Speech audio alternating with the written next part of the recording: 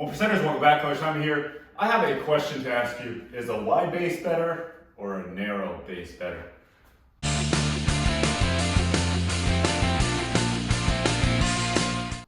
Okay, so there's a lot of teaching going on like this. Wide base, dribble, stay within your frame.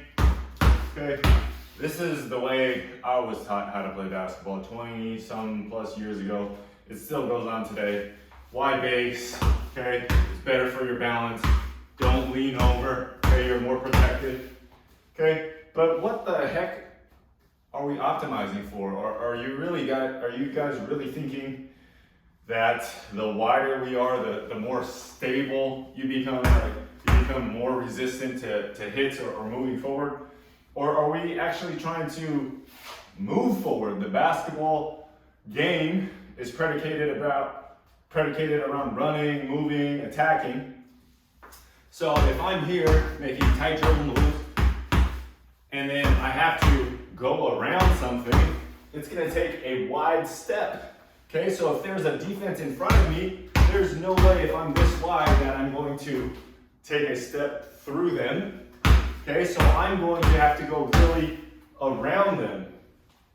Okay, if you're always working around a wide base, how are you going to get around something quickly?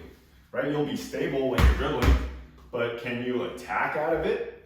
It's going to be very difficult if a defender is standing in front of you, tight without going around them, without banging their knees, right? So if your chest is up and you're doing tight dribble moves, how are you going to get around this person? Okay, you got to turn your whole body. Okay, it's very strange. So the more I think about it, the more I talk to you guys about mechanics, running mechanics, all these things. Why wouldn't you dribble with a narrow base? Okay? Much more underneath your hips like you're running. So if I wanted to dribble tight, I could. And if I wanted to dribble wider, I could as well. So when a defender is guarding you, and if you're dribbling tight, all they have to do is stick their hand within this little narrow region to guard you. But if you have the ball more variable, okay, on the outside, it might be a little bit more difficult for them to determine when you're dribbling and get a rhythm on your dribbling because there's more variance into the way you dribble. I can keep it out here, I can keep it tight, I can keep it here. Okay, not only that, if I needed to make a move, this thing is very easy to come much more forward versus slower and wider around them. So if I did have a defender in front of me, okay, I would be able to just go right around them very quickly. It just makes no sense.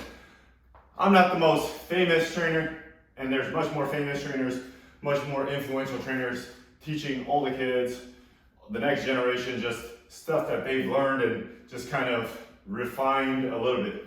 But it still makes no sense. Teaching wrong things over and over and over, but never really wondering why you're teaching is just because that's the way you've always been taught. It literally makes no sense. So if you go look into a game, right, an actual game, when the situation gets tight, right, when they need to protect the ball or actually make a move, why aren't the point guards or Chris Paul, when they're waiting out the clock, why aren't they like this? Like in all the training videos, all the workout videos, all the teaching you how to dribble better, why aren't they like this? Why aren't they dancing in front of that defender with wide feet? Go find me a video, right? But I guarantee you'll find them like this, hinged over, head up, right? Down like this. Because one, your head is gonna get in the way.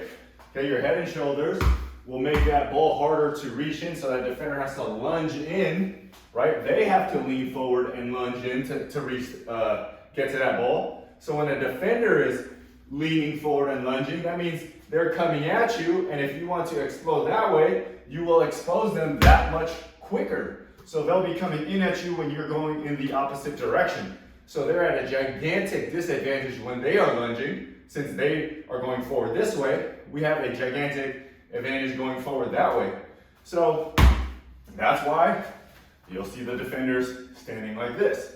Okay, so if I'm offensive and I'm down like this, okay, narrow feet, and that defender lunges in, it's very easy to explode by that person. So just think about that. Why would you listen to a coach that just regurgitates something else, or that, it looks good and every other coach is doing it, but it makes no sense. It makes no sense, and people don't stop to think and teach differently and understand where that came from or why they teach it that way. Just because it's been taught over and over and over doesn't mean it's right. Just because everybody does it doesn't mean it's right. Okay, you have to understand what you're optimizing for, what you're actually teaching, and what you're getting out of each and every drill. So narrow is the way to go, but that's just me. You guys think about it. You go find me some video of when this actually happens in the game or when it becomes really advantageous. Okay, I don't even want to get into the mechanics of teaching someone to bring their inside leg down like this. Okay, if I put more pressure, you're gonna break my leg. It makes so much, makes no sense, literally. And every day I'm losing my mind, seeing it pick up more and more momentum. Guys, I don't know. Help me spread the word. Let me know what you think. Maybe I'm crazy, maybe I'm wrong, but I'm definitely a 1%er. Think different.